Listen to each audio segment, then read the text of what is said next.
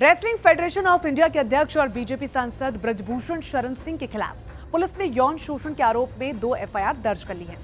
साथ ही जंतर मंतर पर धरना दे रहे पहलवान उनकी गिरफ्तारी की मांग भी कर रहे हैं। तो वहीं विपक्ष ने भी उनके इस्तीफे को लेकर दबाव डालना शुरू कर दिया है। और इस बीच शनिवार को ब्रजभूषण ने एक प्रेस कॉन्फ्रेंस की और खुद पर लगे तमाम आरोपों पर वो सफाई देते हुए नजर आए। उन्होंने कहा कि मैं अपराधी बनकर इस्तीफा नहीं दूंगा। अपने खिलाफ दर्ज हुई एफआईआर पर उन्होंने कहा कि मैं निर्दोष हूं और जांच में सहयोग करूंगा।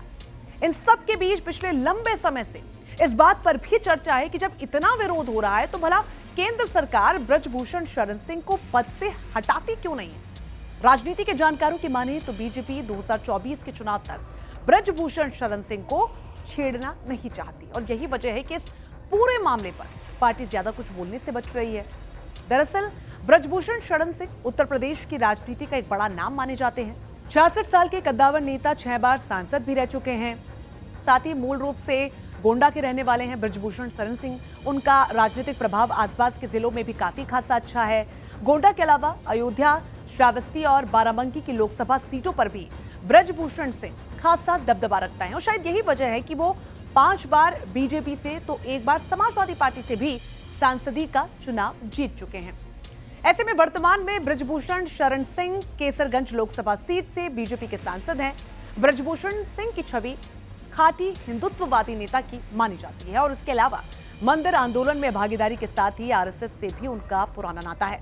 ब्रजभूषण सिंह ने साल 1991 में अपना पहला लोकसभा चुनाव बीजेपी के टिकट पर ही लड़ा और ये वो दौर था जब देश की राजनीति मंदिर आंदोलन और मंडल कमीशन के इर्द गिर्द ही घूम रही थी। ब्रजभूषण सिंह पहली बार गोंडा से सांसद बने। साल 1996 में जब बीजेपी ने उन्हें टिकट नहीं दिया तो उनकी पत्नी इस सीट से चुनाव जीती। इसके बाद 1998 में हुए चुनाव में ब्रजभूषण सिंह को सपा के कीर्तिवर्धन सिंह से हार का स्वाद चखना पड़ा।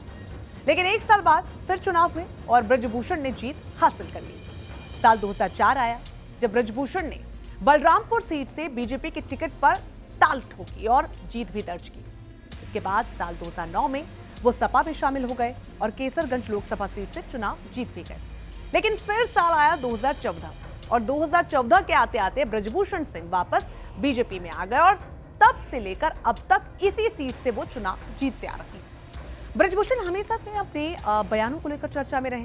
पिछले दिनों इन्होंने राज ठाकरे के अयोध्या कूच करने के मामले में उन्हें खुली चेतावनी दे डाली। इस दौरान अयोध्या से लेकर बहराइच तक इस बात के पोस्टर लगा दिए गए कि राज ठाकरे को अयोध्या नहीं आने दिया जाएगा।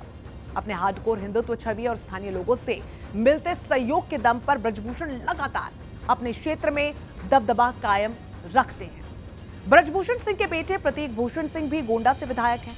इसके अलावा ब्रजभूषण के लगभग 50 एजुकेशनल इंस्टीट्यूट्स चलते हैं और ऐसा बताया जाता है कि ये तमाम संस्थान अयोध्या से लेकर श्रावस्ती तक के 100 किलोमीटर के दायरे में फैले हुए हैं। साथ ही यूपी की राजनीति को देखने समझने वाले कुछ वरिष्ठ पत्रकारों का भी ये मानना है कि ब्रजभूषण सिंह की चुनावी मशीनरी लगभग पूरी तरीके से पार्टी से अलग इस सेटअप के जरिए ही चलाई जाती है, जिससे ये लगता है कि ब्रजभूषण की बीजेपी को और बीजेपी को ब्रजभूषण सिंह की बराबर की जरूरत है। और शायद यही कारण है कि अभी तक ना तो पार्टी की तरफ से इस पर कोई बयान आया है और ना ही केंद्र सरकार ने कोई इस पर कार्रवाई की है।